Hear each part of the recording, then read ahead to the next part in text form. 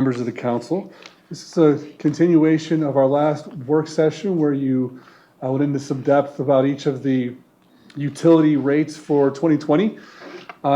We, I think, worked through most of them except for your stormwater utility rate, which there's significant more work that we're doing to bring that back to you in the next couple of meetings. That might be the first one in January.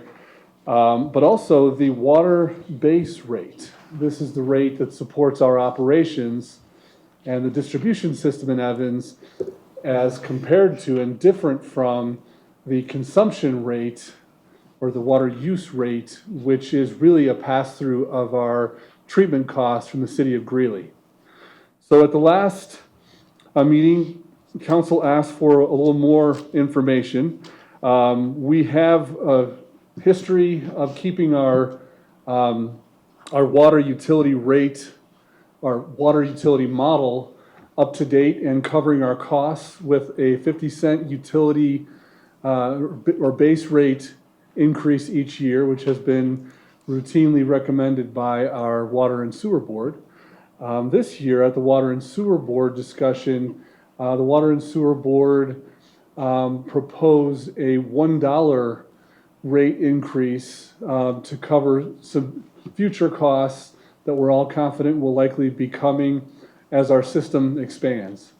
So at that work session, council asked for some financial information that would show the relative impact of various kind of rate scenarios, 50-cent increase, 75-cent increase, and a $1 increase.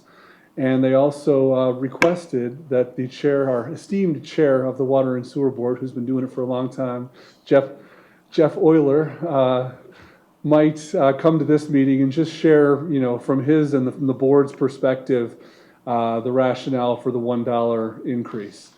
I'm going to turn it over to Jackie Trout to just explain some of the financial scenario information. And then ask Jeff for his participation, and then I'll probably finish with some staff recommendations, and then ask for council's discussion and direction on the base rate. So with that, Jackie. Great, thank you, Jim. Karen, pull up the same information that's included in the packet here. Is just a little bit more detailed information on the rate analysis, as Jim mentioned. In that gray section there at the top is the 50-cent base rate, kind of normal standard approach that we've taken over the past few years.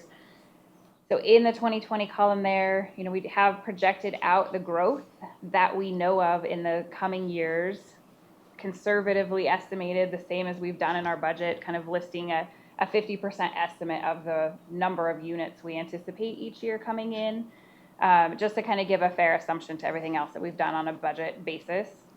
In 2020, if we continued with that 50-cent increase, making the in-city residential rate to be $20 per month, you'll see there our current base rate total revenue would be about $1.8 million.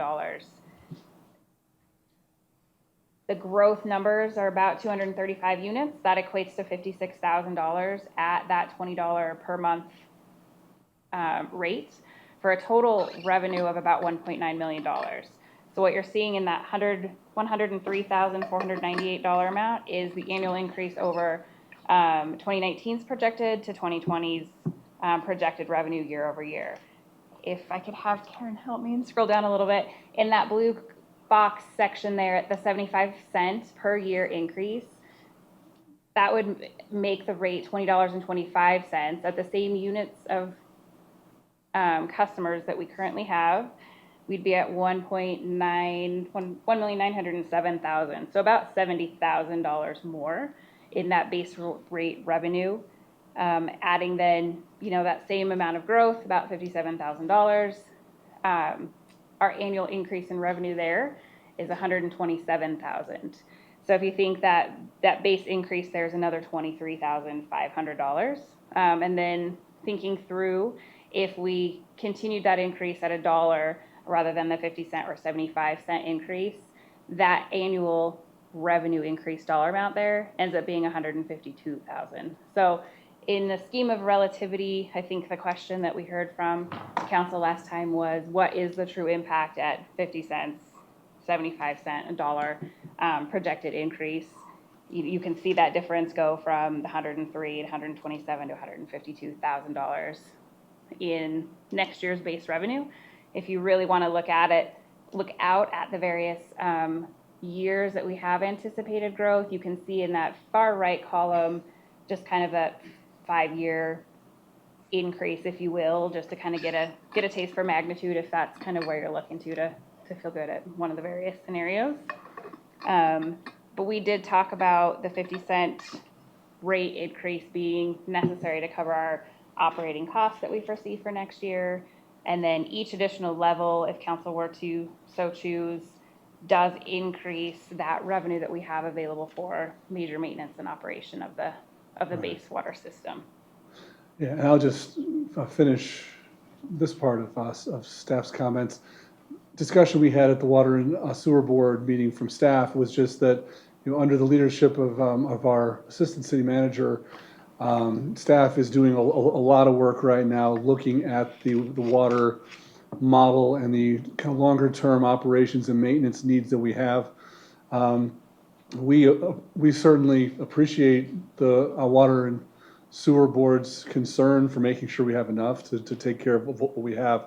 I think we'll certainly be in a better position next year to look at whether a larger increase is necessary. So we shared that with the Water and Sewer Board, but they've been doing this a long time, and they had the recommendation for $1. So Mr. Mayor might be Yeah, Mr. Weber, appropriate you mind coming and talking? to You can sit up by Jackie if you want over there. or- recognize Jeff. Well, I think looking at it, one of the board members brought up, I think staff said that the 50-cent raise would keep us about even on maintenance and everything else. One of the board members brought up, bringing a 50-cent increase on that. That will give us a reserve if some emergencies come up, pipe repair, which we know comes up, we had money for that. It's not a huge increase. We just thought to be ahead of the ball game and not be scrambling for money if we do have that, then we would have money in the funds later. The board is kind of diverse on some half of it's probably fixed income people and the other half isn't, but the consensus was 50 cents for $1 isn't gonna make a difference as far as the board went. So I don't, and that's your guys' feelings too on decisions on what people can afford, but we didn't feel 50 cents was going out of line, plus it would put us ahead of the game a little bit if something did come up. So that's pretty much the consensus, or double what we would have in case we needed it later. So that was our feeling on it there. Thanks. Any questions of Mr. Wheeler for the Water and Sewer Board? Yes, since I asked staff and the council to bring you here, this 50 cents increase was the last of past city council and a water rate study increase, and you were recommending that it be increased to $1 as a one-time increase. We were projecting this into the future when you made that recommendation. Yes, sir. So are you anticipating we need to do another rate study to check? I'm not a huge fan on studies. I'd rather have the money, the 50 cents extra, and put it into the fund for when it's needed, water main break or anything like that. The 50 cents is going to cover what staff thinks is going to cover our yearly maintenance. But if we have a little bit more for emergencies, that was our thinking. I don't think we need to do rate study because that throws our money for our 50 cents right out the window. I Right. realize that, Jeff. Did you take any in consideration to any impact fees that might be taken in by the city for growth and development, as well as additional housing units coming in that are going to be paying into that? Was that all? Growth is coming, as we all know. Right. 47th Avenue corridor. You know, a little bit extra is not gonna hurt. Plus, it's gonna have, new growth is gonna have people paying that extra 50 cents we recommend.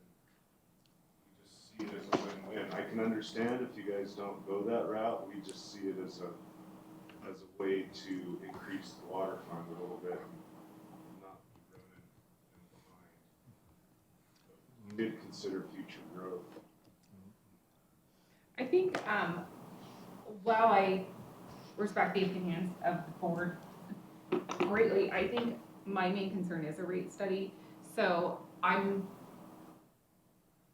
very used to seeing rate studies in the water and sewer districts I work with.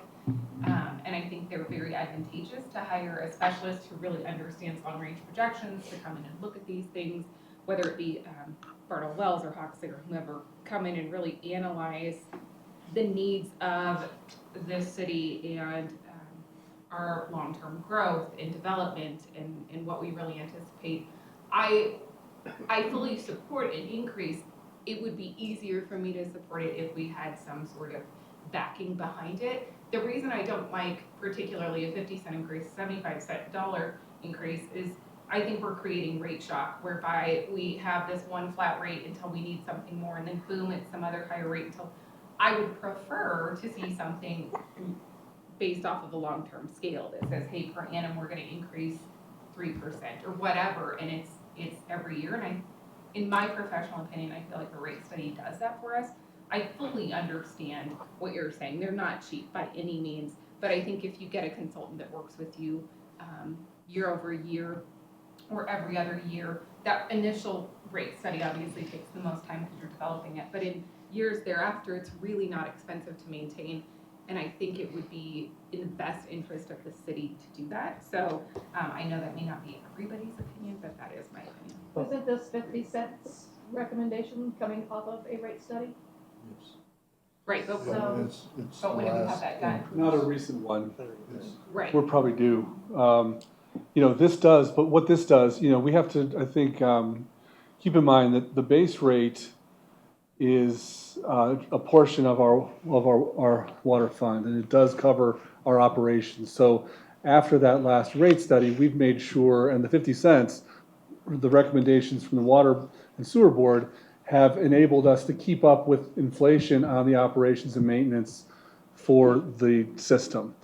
So I think a rate study would encompass operations and maintenance, also the water treatment costs, and some of the talks we're having with Greeley. Probably the largest variable that we have are the long-term system expansion costs associated with the growth. That would be my interest, my first priority interest for the rate study.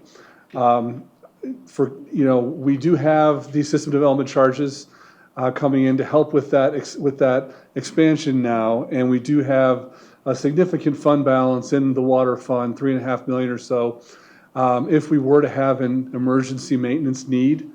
So there's a little bit of flexibility. I'm the first one to say that fund balance is pledged for things like NISP and growth and other things. However, I think Mr. Euler's comment is a good one, so that we think about how we would handle an unexpected maintenance need. I think for next year, we could probably address that within the base rate part of the fund and the 50 cents regular increase that we've been adopting. But I look forward to those conversations, more of those in the future with the Water and Sewer Board about long-term needs.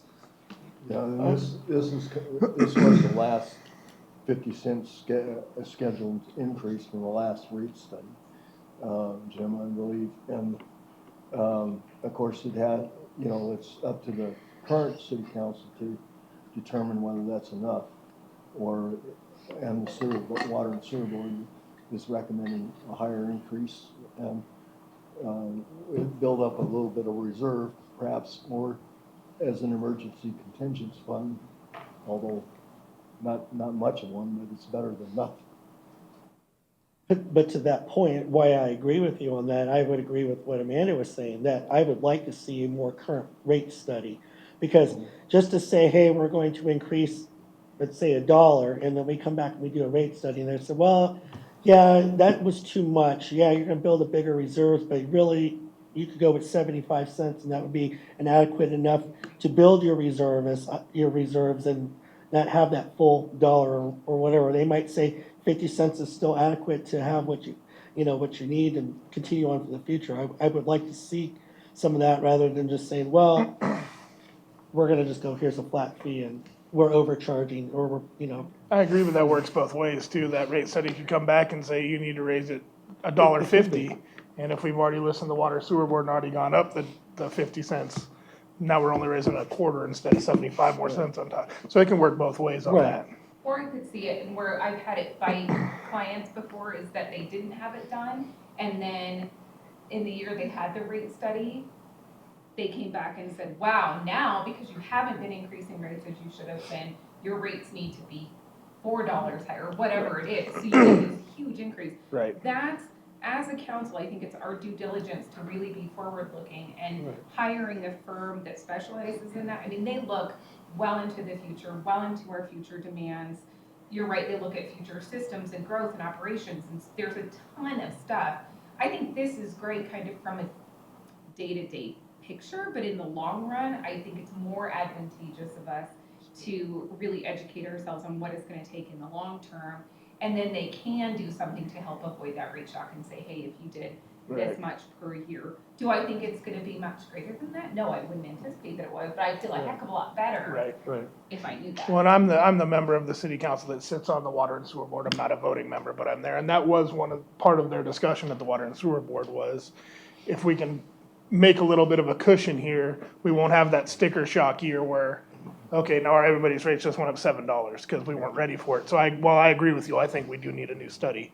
That was brought up in the Water and Sewer Board, the sticker shock $7 Right. jump. That's- So, And 30-some years ago, they weren't doing that. They used to have a flat rate with, got the first 3,000 gallons of water. And then they didn't have a tiered rate or anything like that from there. So it was quite different on the way they handled it. And, and they didn't plan for future problems or reserves, so. there are other questions of Water and Sewer Board or staff at this moment? I just want to point out that, there are a lot of people that are living in this city because it's affordable. And I want to make sure that we do all of our increases on everything that we're increasing, the minimal amount possible to keep things working.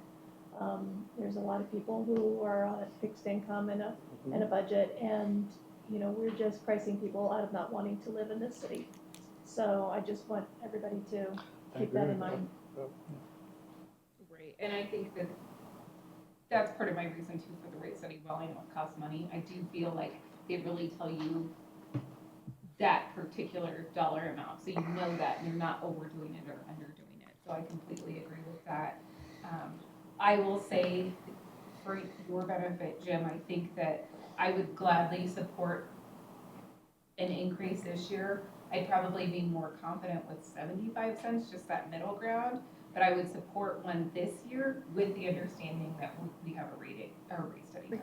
I would go with I that. would go with that as well. I agree with that. I also do agree that we do have a lot of people with fixed incomes, but at the same time, doing a rate study will also allow us to think about the future, because the last thing we want is to increase $7, especially when there's people with fixed incomes, and at least we can plan ahead, and it's not going to be a big blow later in the future. So I mean, I know there's a cost of doing business, and there always are going to be increases, but I want to make sure that we are, doing our due diligence, and we're not significantly raising our rates and pushing people out because we become too unaffordable for people to live in, especially on fixed incomes or any income. It doesn't matter what you make, fixed incomes especially, but or not. I mean, across the board. I mean, it impacts everybody, Jeff, do you remember, was this, the study made, was it 5 years or 10 years ago? I was gonna ask staff, I think since I've been on the board, we've probably had at least four rate studies over the past 25 years. Wow. I don't recall when our last one was. Off the top of my head. I believe it was probably about 5 years ago. That's what That's I'm time remembering for a while. I guess my question from the board would be, how long does a rate study last? I mean, there's variables with growth and everything else, but What are the Usually parameters? 3 to 5 years. If you have more growth, it won't last as long. You know, you need to do them more frequently. If you don't have much happening, they can last more to the 5, but. And I have some clients that I work with that have a rate study done and then they have it renewed every year, so it costs them a lot less in the long run because they're basically flatlining that cost across, but then they can keep up. So if something dramatically changes or they need a large renewable water project or something, they're really assessing that on an annual basis. So that keeps we've costs never pretty low. had that. I don't ever recall Right. that being done in Evans. I like that model personally, but that's just my personal opinion. One thing I'll mention to council is staff's putting together the work plan for next year, and heavy on Jackie's plate and our other staff, but we have really priorities and big needs for other rate studies, like our wastewater Wastewater. rate. We've come to the end of that period, and there's some major needs that you'll be hearing about at your next council meeting in the wastewater area that will really bring some urgency for wastewater. We've also talked about refreshing our impact fee studies when it comes to our street impact fee, parks, law enforcement, as we talk about facility needs there. So I would just ask that, I hear your direction for the rate study, but we might leave a little bit of room for the work plan conversation you'll be having next year, where we can really look at all of those potential studies and just prioritize them, so that we know what's your priorities for 2020 in that area. But I think that's I think my decision is also solely it's based on the wastewater, because what's happening with that and the growth that we're having and how rapid we're having it, and the fact that we didn't plan for that and have enough of a cushion for it,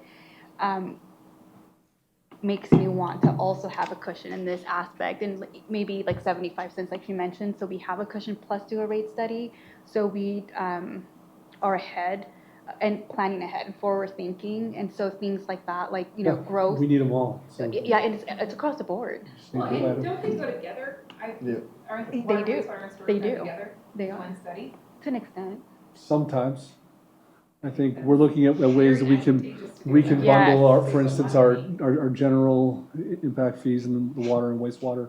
Right. We have, so that's all just work, and we're hearing your direction. We need the water rate study, but we'll be bringing other rate study needs to you for next year as well.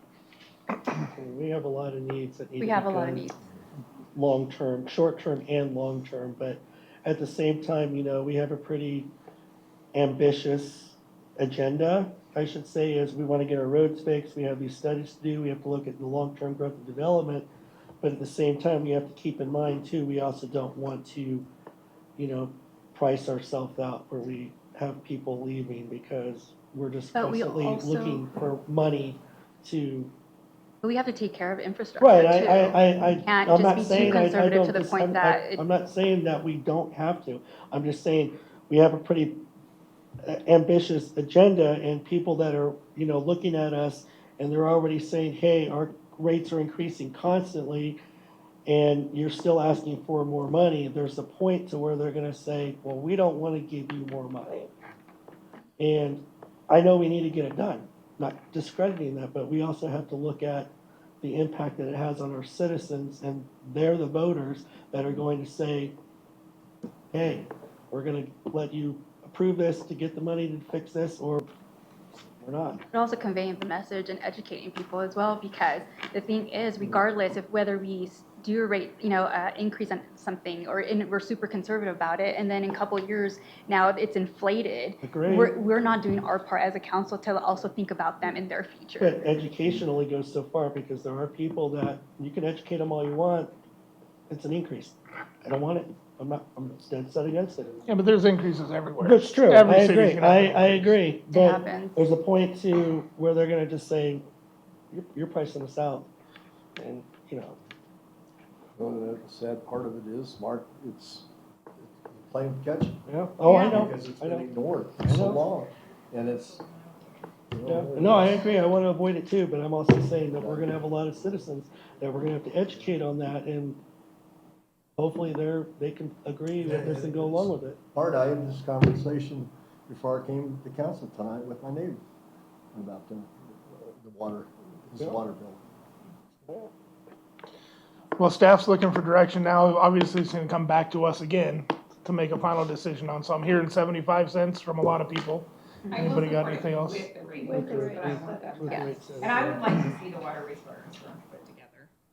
Just Maybe price it that way. but I've never seen it separated, so I guess I'd be curious as to. And I think that's important too, I think in the past, they've always got them separated. Yeah, I'm with the 75. and allow with the conversation of. Anyone on another number besides the 75?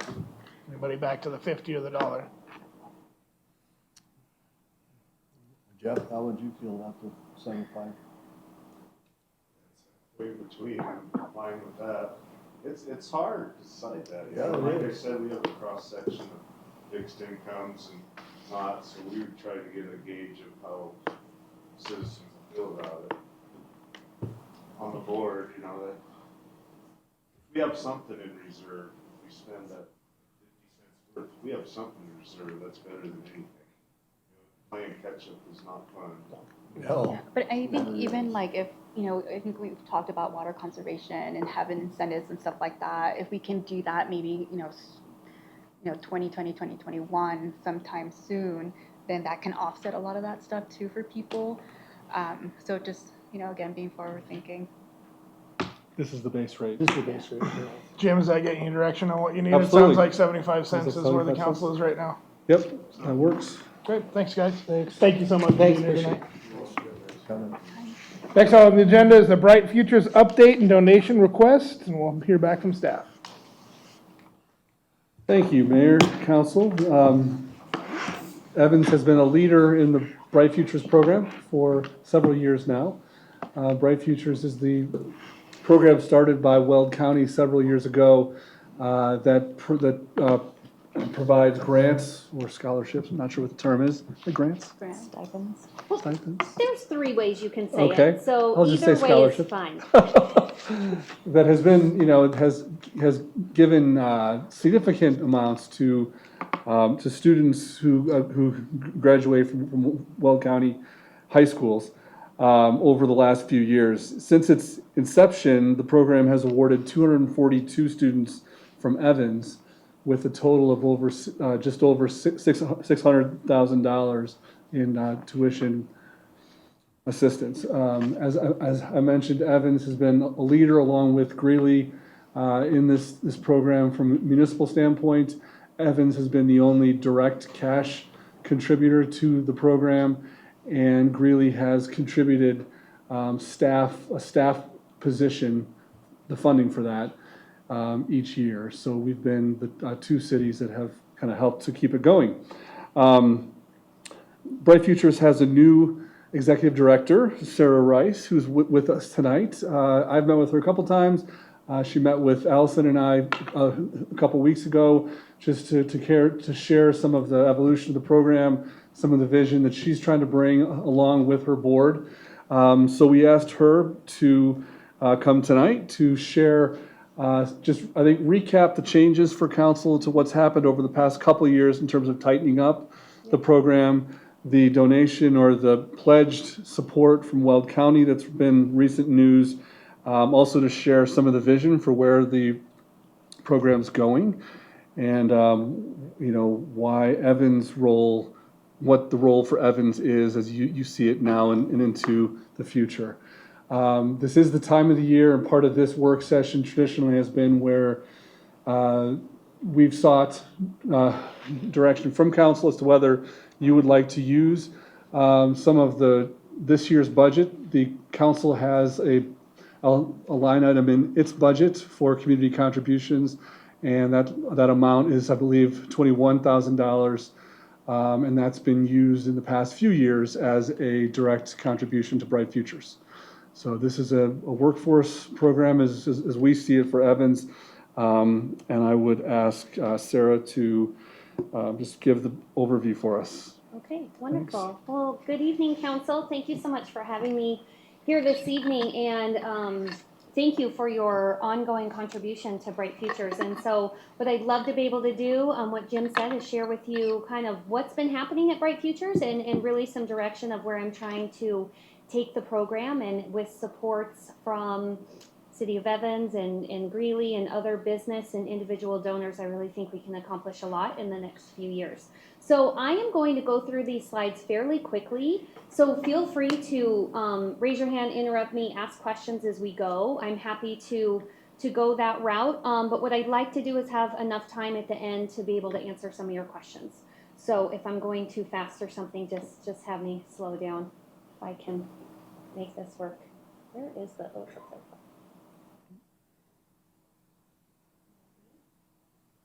Hold on. Some help with the tech team. Tech team.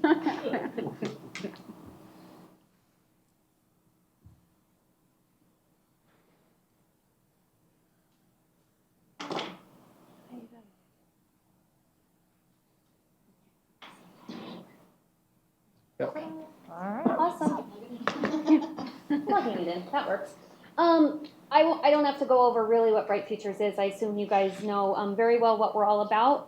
But I will just recap that we were started in 2016 by the Weld County Commissioners. And it was a way to fund our Weld County graduates, GED recipients, and veterans here in Weld County to be able to go back to college and pursue their post-secondary education. When I say college, I also mean accredited certifications. And so we have a lot of students that are going for their short-term accredited certification, whether it's a CDL license or phlebotomy, things like that, a 2-year degree or your 4-year degree as well. So like Jim said, we have invested in 242 students from Evans to date to pursue their post-secondary journey. That's over $600,000 that have been invested in your residents here in Evans, which I'm really, really proud of. I think that your investment over the last few years has certainly, we've been able to leverage your dollars to really give even more supports to Evans residents, which is exciting to see. We've supported over 3,500 students to date in the Bright Futures program, and we are supported from the Weld County Commissioners in a variety of ways. I won't go over all of that right now in this slide. We'll kind of move on and go back to it, but we are basically being underwritten by Weld County Commissioners until the year 2023. What that consists of is our overhead cost as well as the cost for the scholarships to students. In 2018, Jim wanted me to mention to you guys, kind of give you a refresher of some of the changes that were happening in 2018 in our program. When the program launched, students could attend their post-secondary journey wherever they wanted to go in the United States. And in 2018, the board changed that to be inside Colorado or the surrounding states. And so students can choose their community college or university or accredited certification from an organization within that territory. They decided to choose the surrounding states of Colorado because a good example is Wyoming. We have a lot of students that are going to WyoTech, University of Wyoming. They're getting their skills and they're coming back home for work. And so it's a good way to expand your workforce. And that's exactly the direction that I'm going with this program, is to look at our workforce and how our students are benefiting our workforce. So that's our geographic changes. Some other changes in 2018 were filling out a FAFSA. In filling out a FAFSA, that financial aid support document is important because we are a last dollar in program.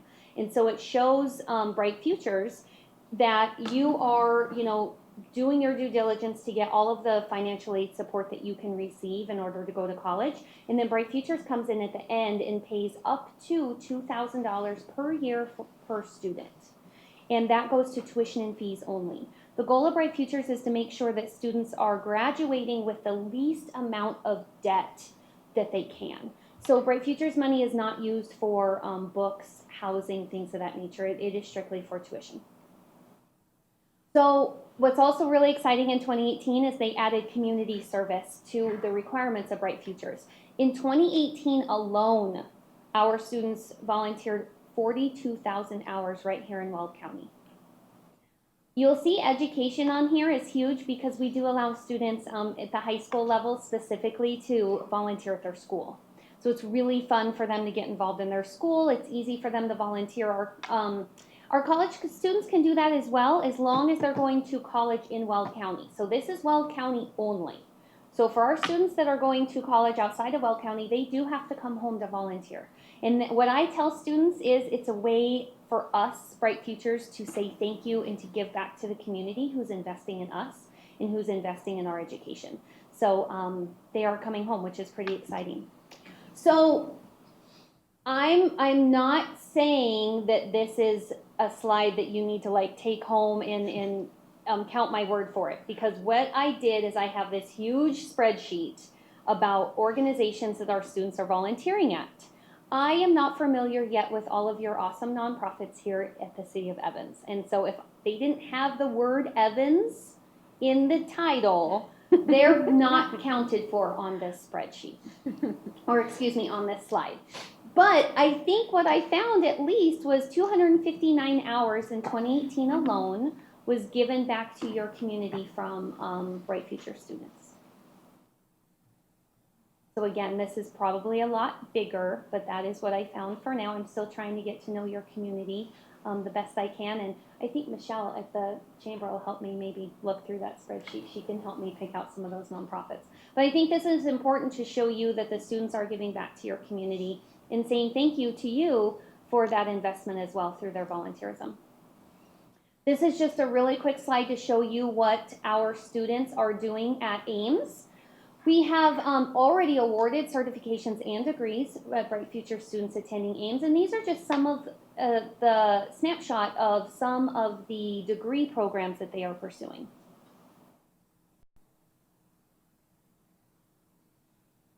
At UNC, same thing. We have seen over 600 students attend UNC. This is year 4 of the Bright Futures program, and so these are the students that I hopefully will be getting in touch with early 2020 and find out, are you getting this degree and where are you going to go to work? And if you don't have a path to work right now while you're still in school, how can I connect you to local businesses in the field of study that you are receiving? And again, that's going to go toward more of the workforce focus that I'll take Bright Futures to help those students get a job. So this is my last slide. I didn't add a lot in here. Now this slide breaks every slide rule. There's a lot of words on there, so don't feel obligated to read all of these words.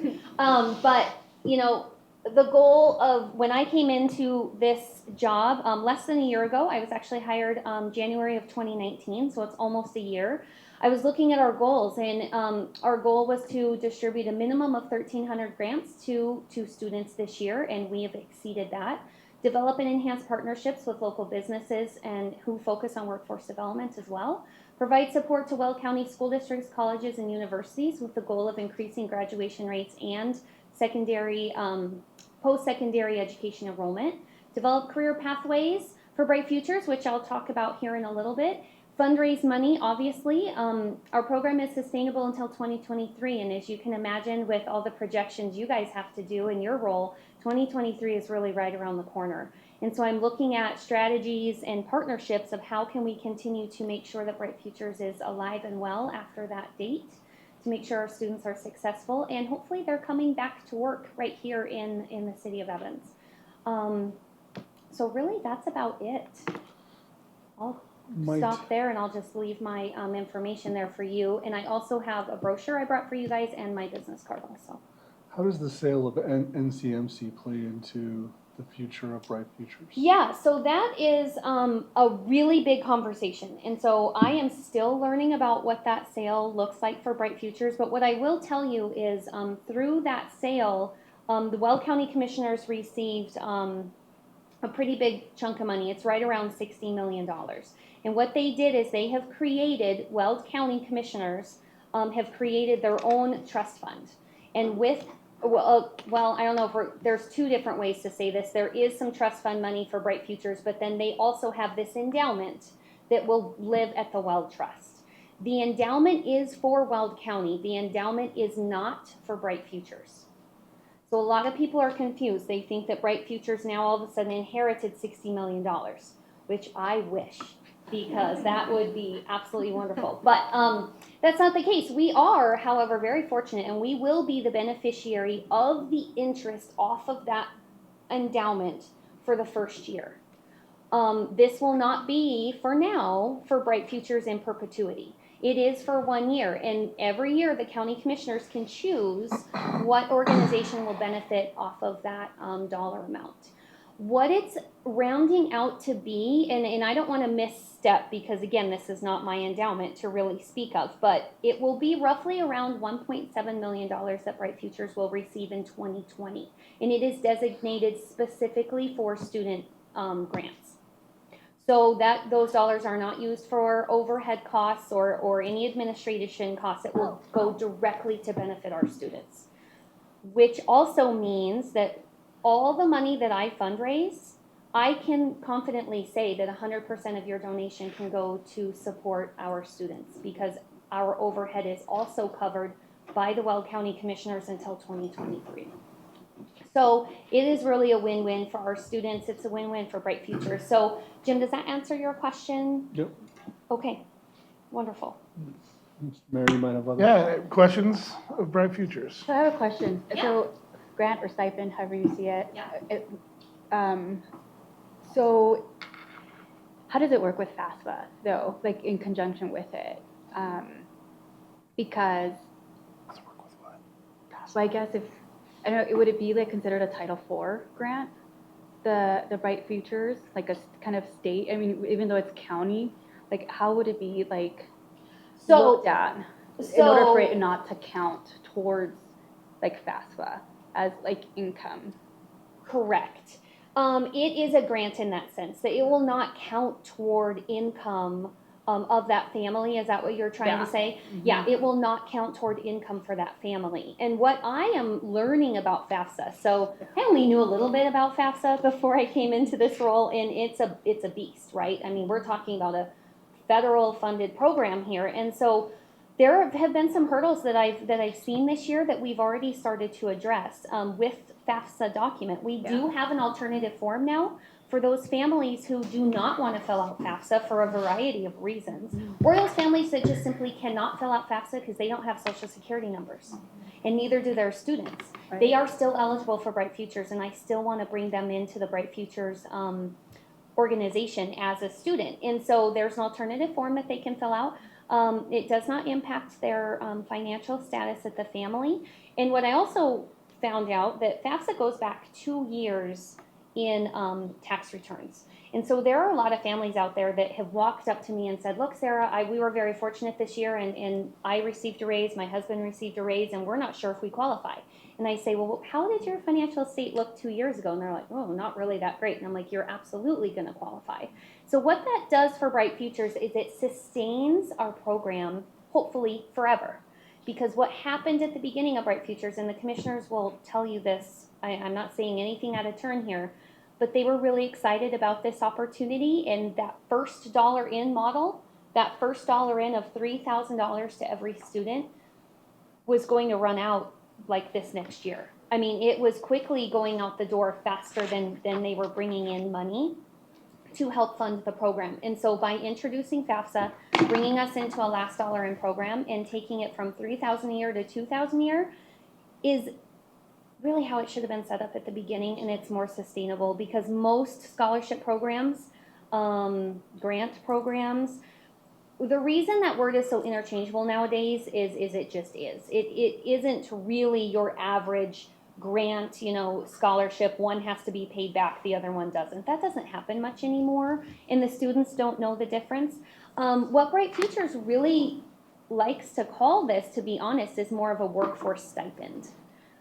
And when I say that word to students, they look at me like I'm crazy. They're like, what are you talking about? So I've just come to say scholarship so the students understand it better. But workforce stipend really means it's specifically to tuition to make sure you get a skilled training degree so you, student, can enter the workforce. Yeah, and I guess for me, the reason why is because it is money, so it's getting paid directly to the institution, correct? kind of Correct. like, Yeah, it's on their tuition and the bill. reason why is because people, like, for example, financial aid is a Title IV across the board. So it's exempt, like if someone's applying for food assistance or any like Medicaid and stuff like that. And so it depends on how it's, what type of income it is, whether it's countable. And so that's the reason why I'm asking, because any monies are countable monies depending on if it's considered like a Title IV or just specifically like how it's looked at. And that's why it's just things to think about, because I know it's at its infancy. It can affect someone's livelihood, and someone might say, you know what, $2,000, it'll take me over, and I'd rather not do it. And so instead of creating a hardship for someone, just thinking about all that and seeing how that looks. Well, I for appreciate people. that perspective because, as I said, I'm absolutely not a financial aid expert. I'm learning as I go, but I would love to give you my card and have some more conversation about that, because that is absolutely something I'd love to keep on the top of my mind. See, I work for the Department of Human Services. I work under the Yeah. eligibility aspect, and so that's the reason why I look at how monies are coming to a household, and it's just important to categorize them a specific way. Well, thank you. I'd love to continue the conversation for sure, because I'm learning more for financial aid as well, and they know their stuff. So I'm trying to be a sponge and soak up everything they're teaching me also. What other questions we have for Sarah about Bright Futures? I really like it. I've always been a fan of Bright Futures. I think it's great. I don't remember the numbers. I've been on council all those years. I know some years were 15, one year was 20. I'm not sure how much we've given, but it's such a return seeing $600,000 going to our students that are here from this city. And 232 of them, I think, was the number. Yeah. I think that return is fantastic. I'm all in favor of it and moving forward with it this year. I don't know, I was at the meeting with the Attorney General, and I know there's another gentleman that was here that was at that meeting. From what I understood, Murph, I hate to put you on the spot. Sorry, this is Bob Murphy. He's Hello. See, I wasn't gonna put Bob on the spot, but you can. But I thought that, Jim put me on the spot. Mr. Murphy, when you were there and I was there, I thought the county commissioners committed to well past 1 year with that interest money going to Bright Futures. Was I wrong? About the, yeah. We'll see him in the next item. With Flood and Peterson Insurance, I also happen to serve on the NCMC, which is now the Trust. I am not the spokesman for that board. Since you asked me. Thanks, Mark. My understanding is, and this is in its infancy, so I appreciate you saying, is that the commissioners, we will hold the money in trust. Money right now has been earmarked for Bright Futures. However, the county commissioners have the right to change where the money is earmarked. Right. So right now it is Bright Futures, but that could change. I'm not familiar with the timeline on when they change it. I'm assuming It's yearly.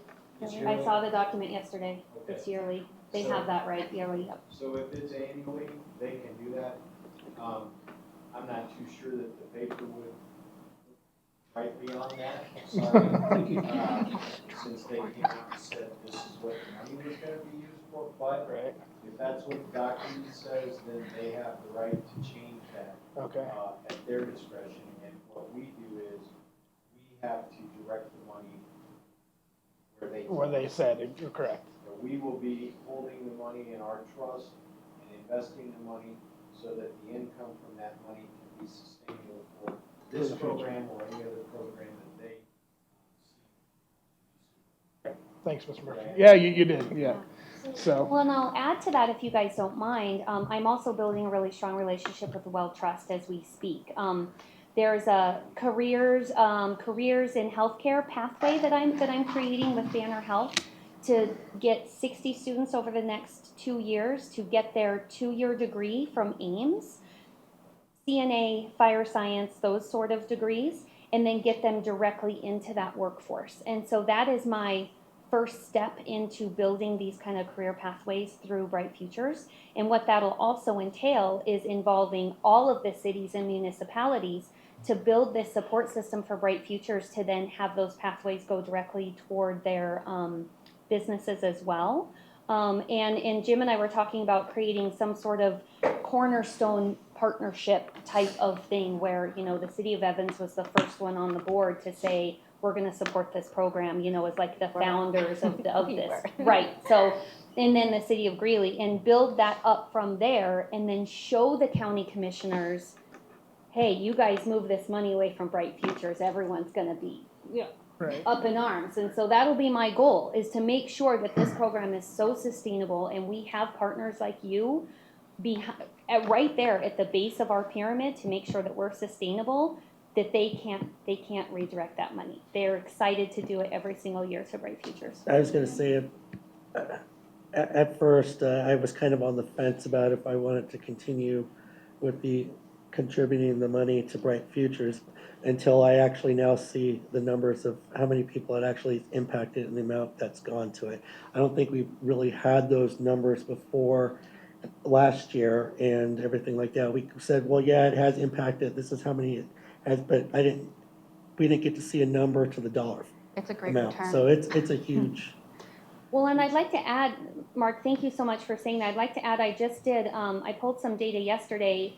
Those 3,500 students, over 11,000 stipends, 11,542 stipends have been given out. So to students, and over $13 million have been given to those 3,500 Wow. students also. And those two data points are not up there as well. So seeing those numbers and everything and how much it's really impacted the city, I'm continuing support of us giving a donation. I have a question in regards, you mentioned like the workforce pathways and stuff like that. And then also, I'm sure you're going to look, you're going to follow the students, I'm sure, and see where they're at. Like you mentioned, you're going to find out in 2020, maybe see, hey, did you graduate? So are you guys going to create like an outreach like aspect to it to be able to I do hope that? so. Yes, it is in my goals. I am a one-woman show right now when it comes to Bright Futures. I do have support from the Weld County Treasurer's Office. I do have two part-time gals that are on our team, but they're specifically working with the students in our online portal, and they are sending out the money to the colleges. So they are very, very important. That is the most important part. So, yeah, absolutely, Alicia, it is on my radar, and in 2020 I hope to have a really comprehensive plan of how we're following those students, how we're reporting back out to the community. Yes, because that would be important, especially, but I mean, granted, you'll need the manpower to do that as well, because I mean, it's. And honestly, I don't really see the manpower coming anytime in the near soon, future. right? No, That's why it's so gonna be- yeah, it's just going to take some work to really get now that I'm grounded, I feel like after a year I at least have my feet set, and I think going into 2020, I'm really excited what's going to happen. I know I can't take up any more of your time. I'm sure I'm already past my 30 minutes, but just to let you know as well, I have applied for a couple other grants at the state level to hopefully get a full-time person to start working in our high schools, because it's in our strategic plan to have Bright Future centers in every single high school in Weld County. And what that would mean is we would be available to every single high school student to walk in the doors, and it would be a career-focused type of center and a college-focused type of center, to take that role off of the counselors, so the counselors can focus on their emotional and mental piece, and we can focus on post-secondary education and career piece. And so I am writing a grant right now that hopefully we'll get. It's due in January, to get one full-time person in at least two of our high schools as a pilot program. Awesome, that'd be great. So it's coming, I hope. Yes. It'll happen. I have to echo what Mark said. I think when I first heard about it, well, I think it's an awesome program. There comes the thought of, do we diversify this money? What do we do? But I think looking at the impact to the community is great. I also think the other thing that is really enticing to me is the fact that there's not only focus on a 4-year degree, but on certifications. I think that's so important. While I was blessed to be able to go and get my 4-year degree, I firmly believe that's not the appropriate path for everybody. And I think we're really losing a lot of great careers because those 2-year paths are so swayed to 4-year degrees. So I think it's so great that there's that focus on those certifications and 2-year degrees and 4-year degrees. It's not just one path. So I'm in full support. Thank you. I think that we came up with 21,000 based off of 7 council members at $3,000 each. Is that correct? Is that what you're It assuming? sounds familiar, but I know we haven't always done the 21. I remember year Right. one, I think we was 15. Well, I think we did. and, whereas I appreciate this, Bright Futures, program, the past few years, there's been some discussion here on the council on sustainability and that we were only going to support, or certain council members would like to only support this until they had their own sustainability. I certainly, at this time, would love to be able to take at least the 3,000 that I was allotted to maybe help some of our seniors, or under income people, with paying some of their bills, their water bill or whatever, see a program like that to help some more of our community, or paying Friends of Feral or helping the Humane Society or the Chamber or something.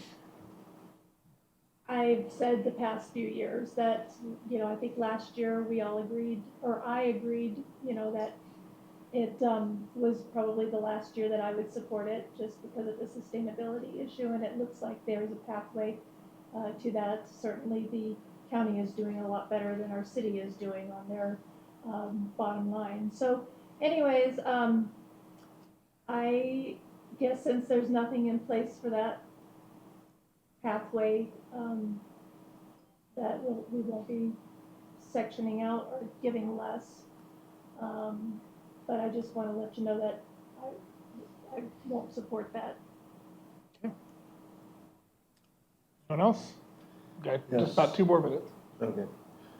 Well, last year when I heard this presentation, little alarm bells and red flags were going off all over the place, basically from a accounting standpoint, and the high turnover rate of the staff in this program.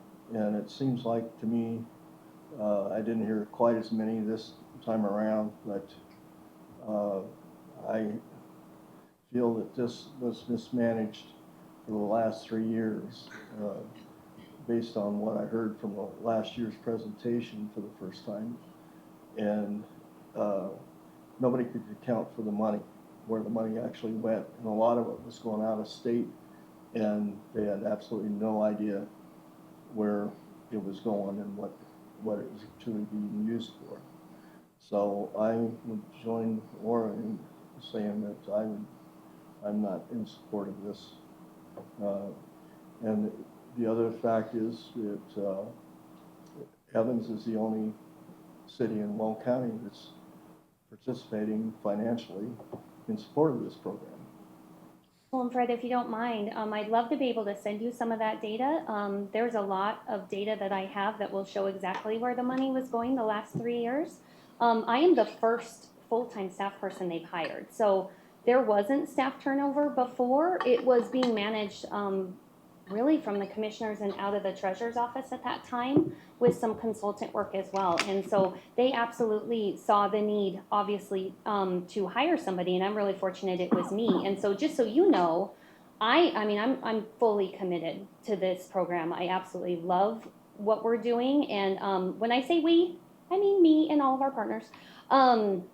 So just so you know, I do hope that helps ease that for you with the staff turnover, because I do plan, as long as life is good to me, I plan on just staying right where I am and building this program and being able to show the data about where the students are going and, how much money is going to what school. I mean, that's information that we haven't shared out to the community just because I don't think there was somebody here in this position to be able to do that. But if you would like, I am more than happy to send that information to you as well, to hopefully ease some of that burden. And also, I have talked to a lot of municipalities this year also. They're really excited about Bright Futures because they haven't given before. I think it was just some more information, some more education on my end to get them on board, but that is absolutely the plan. I know Town of Windsor or City of Windsor is very, very close to supporting Bright Futures, and Greeley will continue to support Bright Futures as they have before.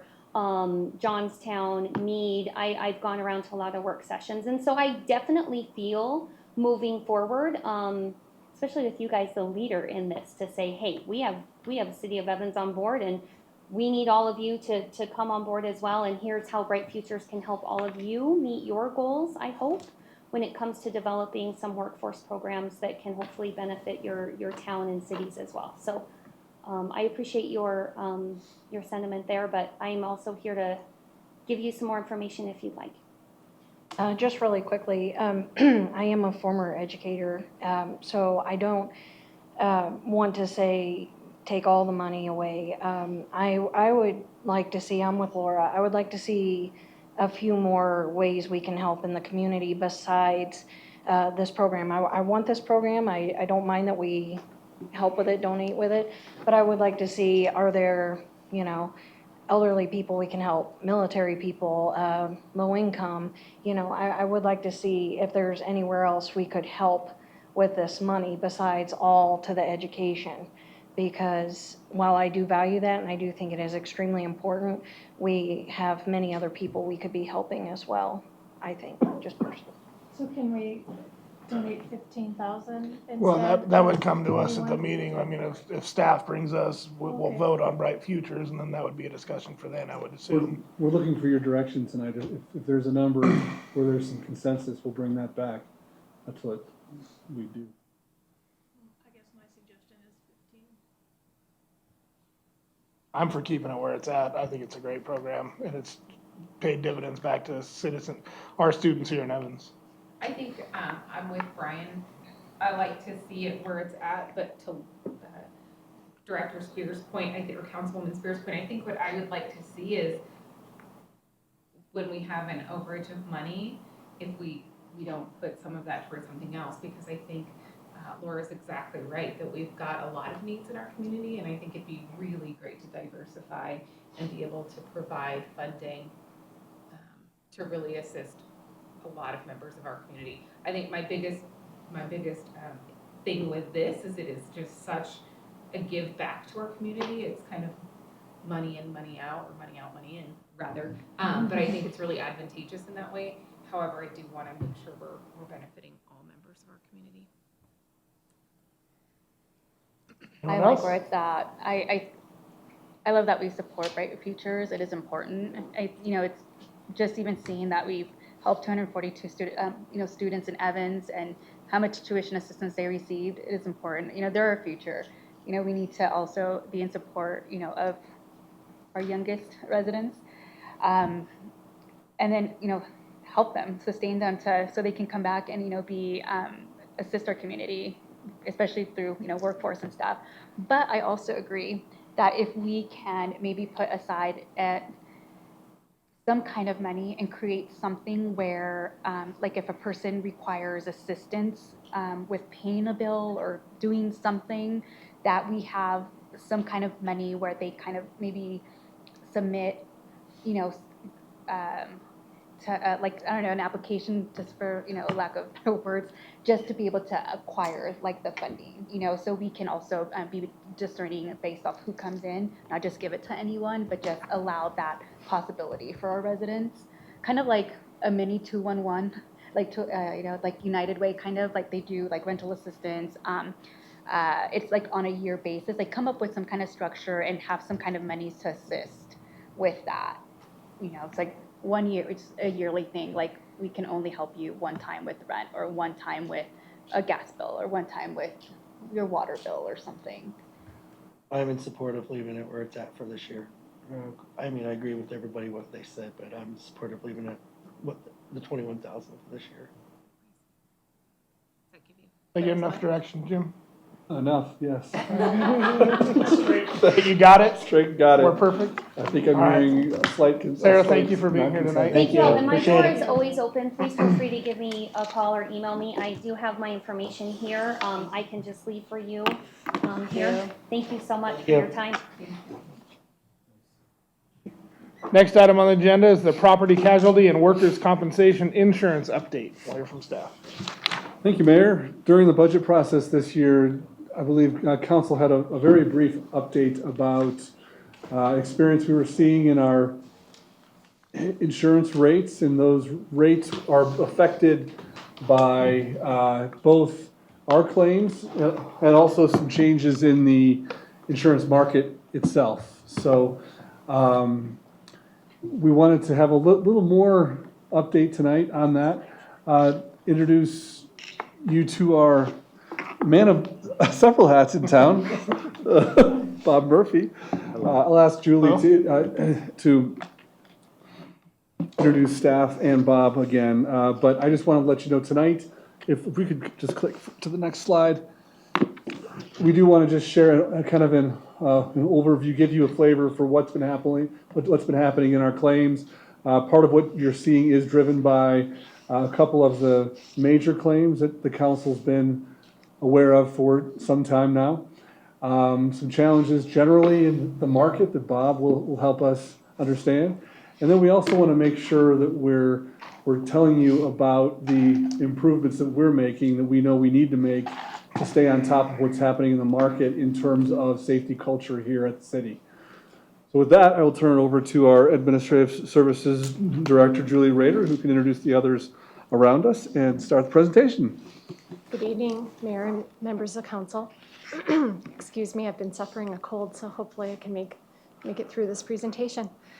So as you already met, Bob Murphy from Flood & Peterson, our insurance broker. Kurt Bodette is our new safety and risk manager that started in February.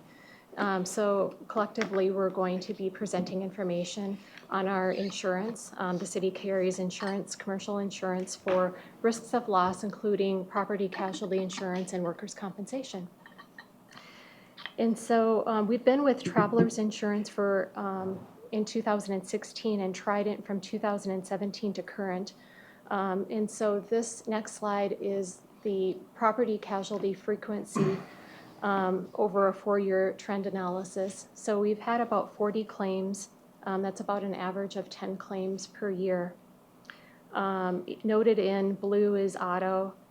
Noted in gray is property. General liability is in orange. And then malpractice, or also known as professional liability or errors and omissions, is noted there in yellow. So the general liability claims, for those of you that may not know, would be claims against the city for personal injury or property damage. So those could be like sewer backups or flooding as it relates to like irrigation, slips and falls. And then the property claims would be like hail and wind claims that the city has incurred. So this is the frequency and this is the severity. So the city has had 2 major claims, one auto claim and one zoning related claim, both of which City Council has had pretty significant discussion on. So then this is the premiums versus losses. So claims paid versus the premium contributed. And so you can see in 2017 and 18, claims paid exceeded the premiums contributed.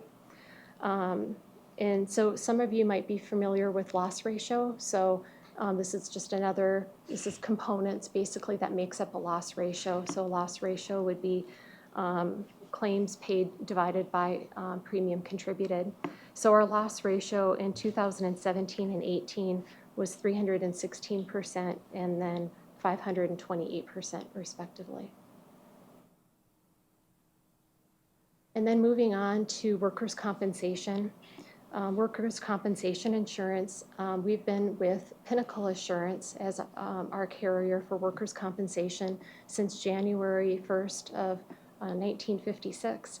So we have a really long-standing tradition and relationship with Pinnacle. Here's the frequency of workers' compensation over the last 4 years. So there was 122 claims, and so that's an average of about 30 claims per year. Not all, though, require medical treatment. So we ask all employees to report injuries regardless if they need to seek medical treatment or not.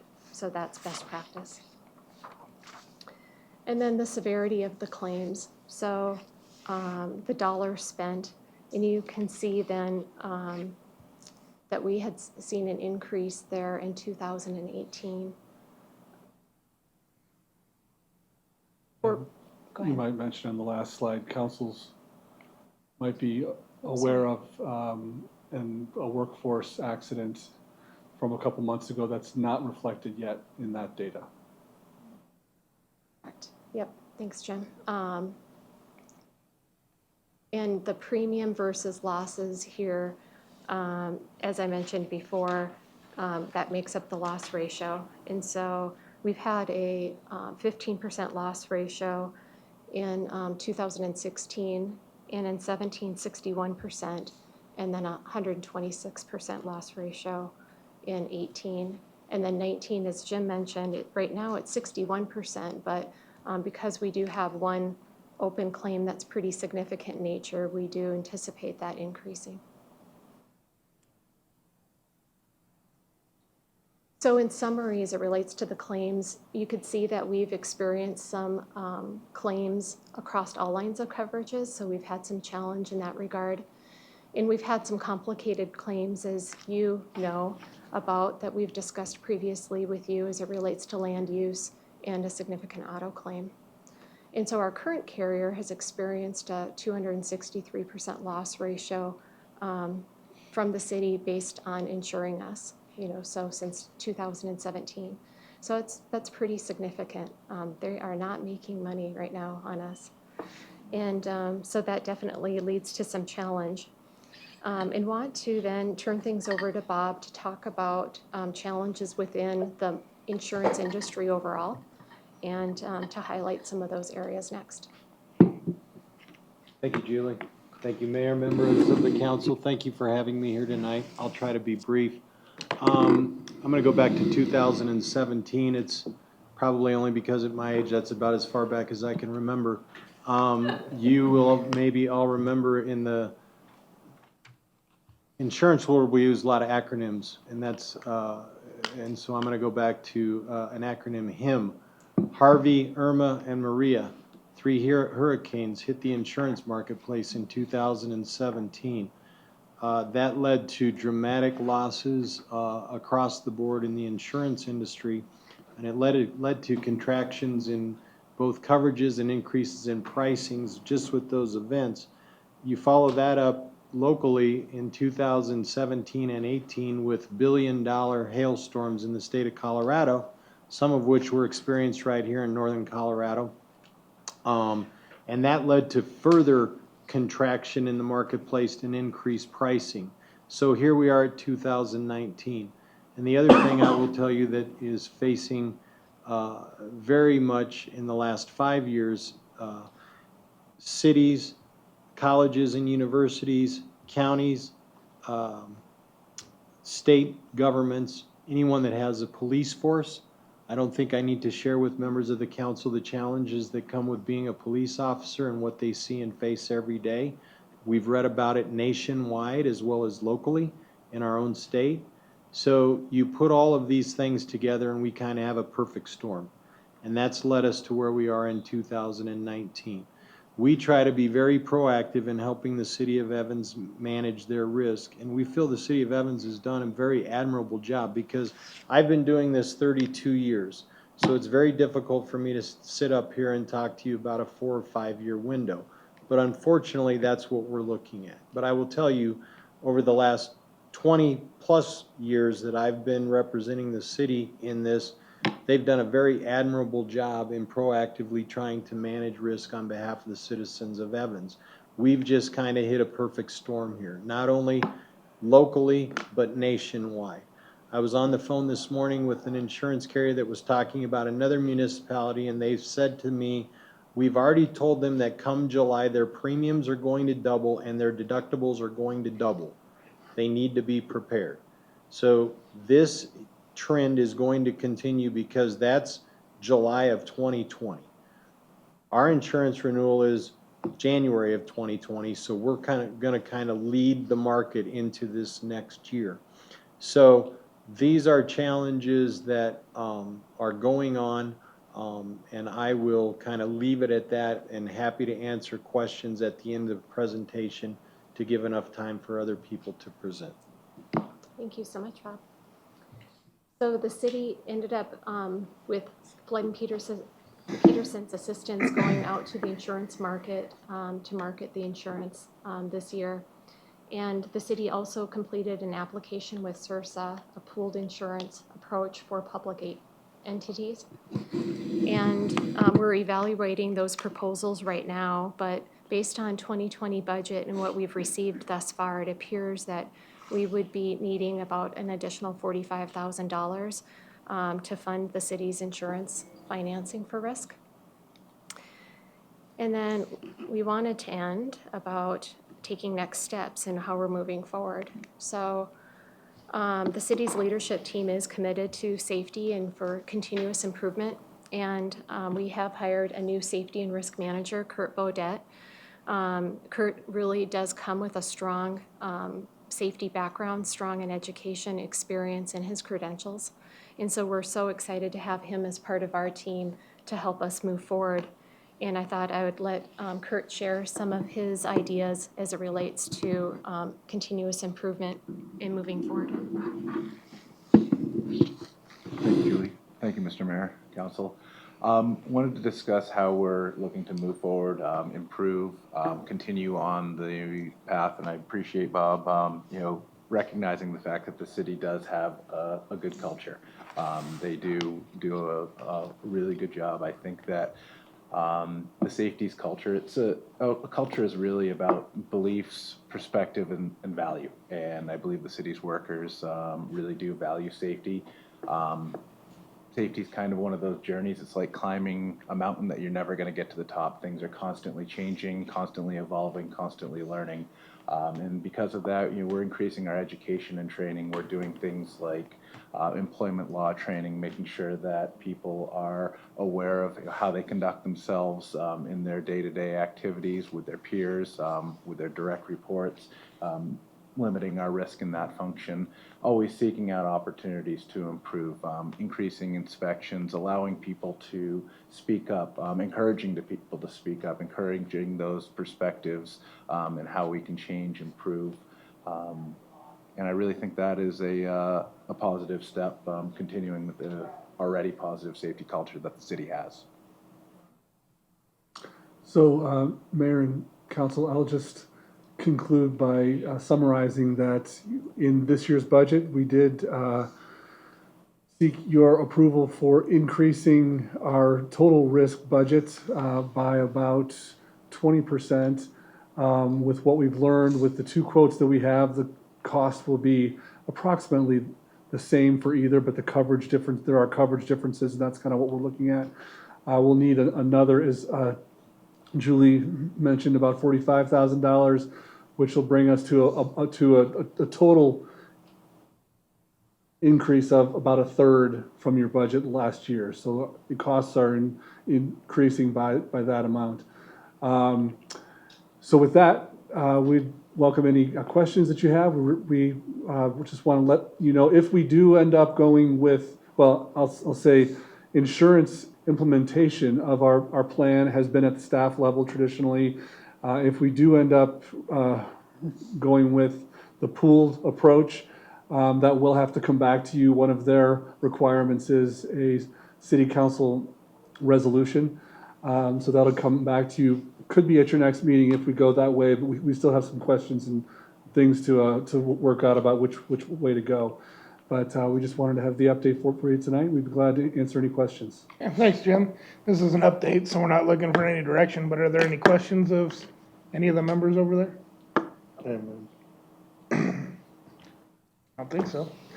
Thank you, Mr. Murphy, for being here tonight. Thank you. Just for clarity, Bob Murphy is a friend of mine, so that's why I Oh, no wonder. out of the stands for the other item there, I'll so. get even with him. Sounds good. Generally on the golf course. Nice. Thank you all. He whoops me. Thanks.